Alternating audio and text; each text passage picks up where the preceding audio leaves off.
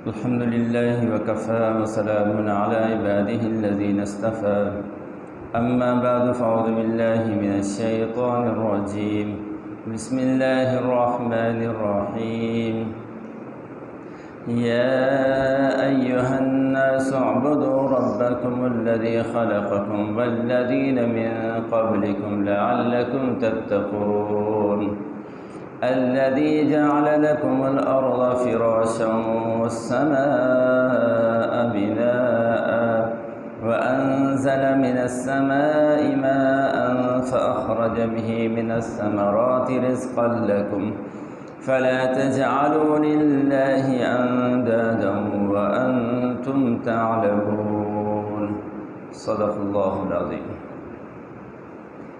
یہ سورہ بقرہ ہے اور اس کی آیت نمبر 21 اور 22 ہے۔ اللہ تعالیٰ فرماتے ہیں یا ایھا الناس، اے ساری دنیا کے انسانوں، اعبدوا ربکم الذی خلقکم، تم اپنے اس پروردگار کی عبادت کرو جس نے تمہیں پیدا کیا، والذین من قبلکم، اور ان لوگوں کو بھی پیدا کیا ہے جو تم سے پہلے گزرے ہیں، لعلکم تتقون، تاکہ تم بچ سکو۔ الذی جعل لکم الارض فراشا، وہ اللہ جس نے بنایا تمہارے فائدے کے لیے زمین کو بچھونا، والسماء بناء، اور آسمان کو تمہارے لیے چھت بنایا، وانزل من السماء ماء، اور اسی نے اتارا آسمان سے پانی، فاخرج به من الثمرات رزقا لکم، اور پھر اس پانی کے ذریعے سے پھلوں سے تمہارے لیے رزق اتارا، فلا تجعلوا للہ اندادا، لہذا اللہ تعالیٰ کے ساتھ کسی کو شریک مت ٹھہراؤ، وانتم تعلمون، اور تم جانتے بھی ہو۔ اس سے پچھلی 20 آیات کے اندر اللہ سبحانہ و تعالیٰ نے ایک تو شروع میں قرآن پاک کی صفات ذکر کی، اور پھر قرآن پاک کو ماننے اور نہ ماننے کے اعتبار سے انسانوں کے 3 گروہوں کا ذکر کیا۔ پہلا گروہ وہ جو قرآن پر ایمان لائے، جن کو متقین کہا گیا، 5 آیتوں میں ان کا ذکر کیا۔ اس کے بعد جو پکے کافر تھے، علی الاعلان کفر کا راستہ اختیار کیا، 2 آیتوں میں اس کا ذکر کیا، اور اس کے بعد 13 آیات کے اندر اللہ تعالیٰ نے منافقین کا ذکر کیا ہے۔ تو تینوں گروہوں کو ذکر کرنے کے بعد یہاں سے آگے 5 آیات کے اندر اسلام کے جو بنیادی عقیدے ہیں، 3 بنیادی عقائد ہیں، اللہ تعالیٰ نے ان کو بیان کیا۔ اسلام کے بہت سے ویسے عقائد ہیں، لیکن بنیادی جو عقائد ہیں وہ 3 عقیدے ہیں۔ ایک توحید کا عقیدہ ہے، دوسرا رسالت کا عقیدہ ہے، اور تیسرا آخرت کا عقیدہ ہے۔ توحید کا مطلب کیا ہے کہ اللہ تعالیٰ کی ذات کو وحدہ لا شریک سمجھنا، اس کی ذات اور صفات میں کسی کو شریک نہ ٹھہرانا۔ رسالت کا عقیدے کا مطلب یہ ہے کہ اللہ سبحانہ و تعالیٰ نے جتنے بھی پیغمبر اس دنیا میں بھیجے ہیں وہ سارے کے سارے حق ہیں، سچ ہیں، اور آخری پیغمبر حضرت محمد مصطفیٰ صلی اللہ علیہ وسلم ہیں۔ اور آخرت کا عقیدہ کیا ہے کہ یہ دنیا کی زندگی آخری زندگی نہیں ہے، اس کے بعد بھی زندگی ہے، یہ عارضی ہے، اس کے بعد مستقل زندگی ہے، جس میں ایمان والوں کو ان کے ایمان و عمل کا اچھا بدلہ ملے گا، اور جو بغیر ایمان و عمل کے جائیں گے ان کو اس کی سزا ملے گی۔ یہ آخرت کا عقیدہ ہے۔ تو ان 5 آیتوں میں اس کو بیان کیا ہے۔ تو آج کے درس میں 2 آیتیں ہیں، ان دونوں آیتوں میں اللہ سبحانہ و تعالیٰ نے توحید کا عقیدہ بیان کیا ہے، اور پچھلے جو گروہ 3 گزرے ان سب کو یہاں خطاب ہے۔ قرآن جب ایمان والوں سے بات کرتا ہے تو یا ایھا الذین آمنوا کہتا ہے، اور جب مطلقاً ساری انسانیت سے بات ہوتی ہے، جب جس میں مسلمان بھی غیر مسلم بھی سارے آ جاتے ہیں، تو وہاں یا ایھا الناس کہا جاتا ہے، اے لوگو۔ تو اللہ یہاں بھی فرما رہے ہیں یا ایھا الناس، اے لوگو، چاہے وہ مسلمان ہیں، چاہے کافر ہیں، چاہے منافق ہیں، سب کو کہا جا رہا ہے اعبدوا ربکم، تم اپنے رب کی عبادت کرو۔ اعبدوا، عبادت کرو۔ عبادت کسے کہتے ہیں؟ میں نے پہلے بھی عرض کیا تھا کہ اپنے آپ کو حقیر، چھوٹا، عاجز، کمزور سمجھ کر دوسری کسی ہستی کے سامنے اس کی عظمت کی وجہ سے اپنی عاجزی، مسکنت، ذلت کا اظہار کرنا، اس کو عبادت کہتے ہیں۔ تو عبادت صرف اللہ کی کرو۔ اب جب قرآن کا یہ دستور ہے اور اللہ تعالیٰ کا یہ دستور ہے کہ جب اللہ تعالیٰ کسی چیز کا حکم دیتے ہیں تو ساتھ ہی اس کی وجہ بھی بیان کر دیتے ہیں۔ یہاں میں اعبدوا عبادت کا حکم دیا ہے، اور یہ عبادت اور توحید کا حکم یہ قرآن کا بھی حکم ہے، اور پچھلے جتنے انبیاء علیہ الصلوۃ والتسلیمات گزرے ہیں ان سب کا بھی یہی حکم ہے۔ یعنی قرآن کا اور انبیاء کی بعثت کا جو مقصود ہے اس کو یہاں سے بیان کیا۔ توحید جو ہے وہ سارے کتابوں کا نچوڑ بھی ہے اور سارے نبیوں کی تعلیمات کا نچوڑ بھی توحید ہے کہ اللہ کو وحدہ لا شریک سمجھا جائے۔ ہر نبی نے اپنی قوم کو یہی خطاب کیا کہ یا قوم اعبدوا اللہ ما لکم من الہ غیرہ۔ سورہ اعراف میں، سورہ ہود میں انشاءاللہ آئے گا۔ ہر نبی کی دعوت یہی تھی کہ یا اے میری قوم تم اللہ کی عبادت کرو، اللہ کے علاوہ کسی کی عبادت نہ کرو، میری اطاعت کرو۔ اور اللہ تعالیٰ نے انسان کی دنیا میں آنے کا مقصد جو بیان کیا ہے وہ بھی یہ بیان کیا وما خلقت الجن والانس الا لیعبدون، کہ ہم نے جن اور انسانوں کو جو پیدا کیا ہے وہ صرف اپنی بندگی کے لیے عبادت پیدا کیا ہے۔ تو یہاں سے گویا کہ قرآن اور پچھلی ساری کتابیں اور حضور علیہ الصلوۃ والسلام اور پچھلے سارے انبیاء کی جو بعثت کا مقصد تھا توحید، اللہ اس کو بیان کر رہے ہیں۔ جب توحید کو بیان کیا تو ساتھ اس کی وجہ بھی بیان کی۔ اللہ کی بندگی کرو، کیوں کرو؟ ربکم، وہ تمہارا رب ہے۔ رب کا مطلب ہے کہ جس نے تمہیں پیدا بھی کیا ہے، نیز سے ہست کیا، تم کچھ بھی نہیں تھے، تمہیں عدم سے وجود عطا فرمایا، اور تمہیں بھی پھر رب اس ذات کو کہتے ہیں جو پیدا بھی کرے اور پیدا کرنے کے بعد پھر ہر وقت میں زندگی کے ہر لمحے میں جس چیز کی جو ضرورت ہو اس وقت میں ضرورت کو پورا کرنا، ایسی ذات کو رب کہتے ہیں۔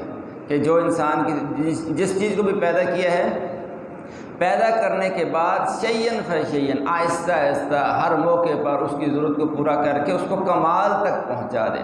تو اللہ فرما رہے اس عبادت کرو اس رب کی جس نے تمہیں پیدا کیا، تم نہیں تھے، تمہیں پیدا کر کے دکھا دیا، تو وہ رب ہے اور وہی اس قابل ہے کہ تم اس کی عبادت کرو۔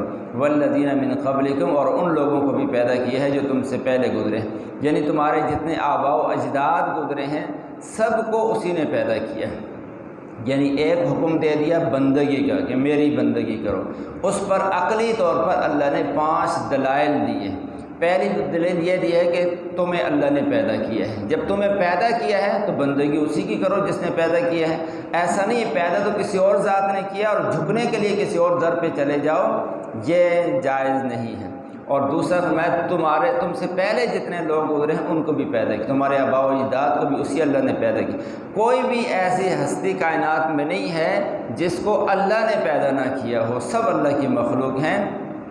لعلکم تتقون، اللہ کی بندگی کرو تاکہ تم بچ سکو۔ کس سے بچ سکو؟ دنیا میں اللہ کی ناراضگی سے بچو اور آخرت میں جہنم کے عذاب سے بچ سکو، اس لیے اللہ تعالیٰ ہی کی بندگی کرو۔ یہاں جو قابل توجہ بات ہے وہ یہ فرمایا کہ تمہیں بھی پیدا کیا اور تم سے پہلے لوگوں کو بھی پیدا کیا، بعد کا ذکر نہیں ہے کہ تم سے بعد بھی کسی لوگوں کو پیدا کیا۔ خلقکم، تمہیں پیدا کیا، اس سے امت محمدیہ مراد ہے، اور وہ لوگ جو تم سے پہلے گزرے ان کو پیدا کیا، اس سے پہلے کی امتیں مراد ہیں۔ تو تمہیں بھی اے امت محمدیہ اللہ نے پیدا کیا ہے، تم سے پہلے جتنی امتیں گزرے ان کو بھی اللہ نے پیدا کیا۔ اگر حضور کی امت کے بعد کسی اور امت نے بھی آنا ہوتا تو یہاں ہوتا کہ والذین من بعدکم، تمہارے بعد جو آئیں گے ان کو بھی پیدا کیا۔ اس سے معلوم ہوا کہ حضور علیہ الصلوۃ والسلام آخری نبی ہیں، آپ کے بعد نبوت نہیں ہے، حضور کی امت آخری امت ہے، حضور کی امت کے بعد کوئی امت نہیں ہے۔ اس لیے مرزا لعین جو اس نے نبوت کا دعویٰ کیا ہے وہ قرآن کی نصوص کے بالکل خلاف ہے، اور اس کی امت جو بنی ہے وہ بھی قرآن کی نصوص کے بالکل خلاف ہے۔ تو اگلی یہ 2 دلیلیں ہوں گی، اللہ کی عبادت کرو، کیوں؟ اس نے تمہیں بھی پیدا کیا، تم سے پہلے لوگوں کو بھی پیدا کیا۔ اگلی آیت میں 3-4 باتیں اور ذکر کی۔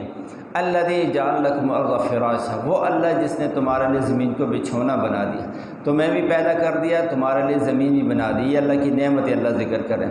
زمین کو فرش بنا دیا، فرش کہتے ہیں پلین جگہ کو، اب ہم تو سنتے رہے ہیں اور سن رہے ہیں، سائنس یہ کہتی ہے کہ زمین گول ہے، اللہ فرما رہا ہے زمین کو فرش بنا دیا، فرش پلین جگہ کو کہتے ہیں جس پہ انسان بیٹھ بھی سکے، لیٹ بھی سکے، کھڑا بھی ہو سکے۔